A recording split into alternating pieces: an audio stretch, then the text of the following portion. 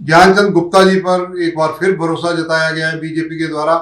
BJP के ये ऐसे सिपह सलार हैं जिन्होंने बतौर स्पीकर रहते हुए जहां अपनी महत्वपूर्ण भूमिका निभाई। बातचीत करेंगे गुप्ता जी से। गुप्ता जी, MH1 की तरफ से बहुत बहुत बधाई आपको।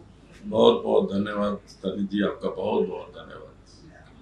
गुप्ता जी, आप लगातार अब तीसरा चुनाव पंचकुला से, 2 पहले जीत चुके हैं, अब तीसरा चुनाव पंचकुला आपकी अपनी नगरी है, आपकी अपनी कर्मभूमि है।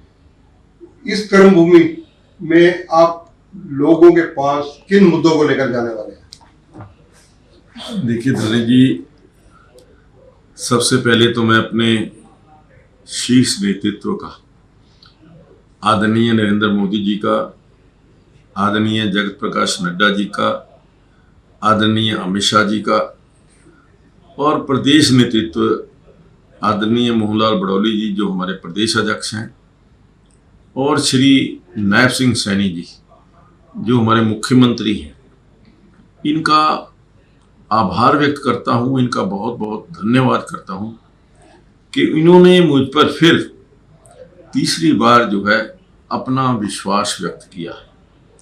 मैं आपके माध्यम से राष्ट्रीय नेतृत्व को, प्रदेश नेतृत्व को ये विश्वास दिलाना चाहता हूं कि मैं उनकी आशा और उम्मीद के ऊपर खरा उतरूंगा।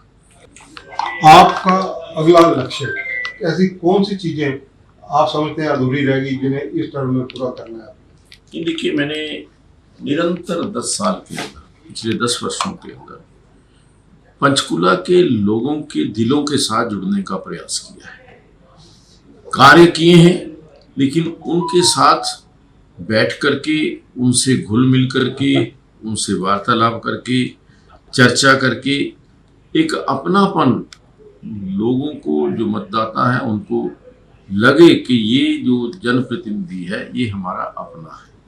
और वो प्यार मुझे पंचकुला की जनता ने, पंचकुला के लोगों ने दिया है।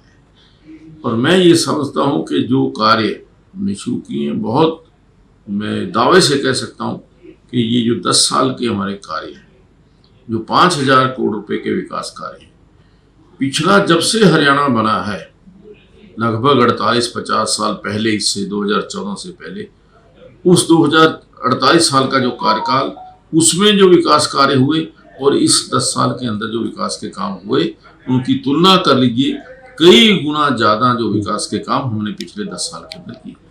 आपके जो विपक्षी मित्र हैं कांग्रेस वाले, विशेषकर उनकी चर्चा करूंगा, ये लिस्ट आने के बाद बहुत प्रशंसित है।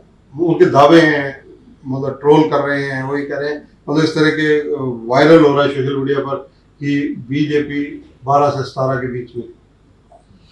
देखिए धर्मी जी, मैं अपने शीर्ष नेतृत्व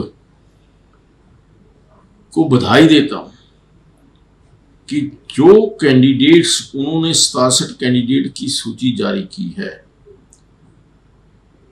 जिस प्रकार से कैंडिडेट्स की सिलेक्शन हुई है, जिस प्रकार से हर वर्ग को ध्यान में रखते हुए जीतने वाले उम्मीदवारों को प्रत्याशी बनाया गया है, मुझे ये लगता है कि ये जो 67 प्रत्याशियों की सूची आई है, इसी सूची में तीसरी बार भारतीय जनता पार्टी की सरकार बनने जा रही है।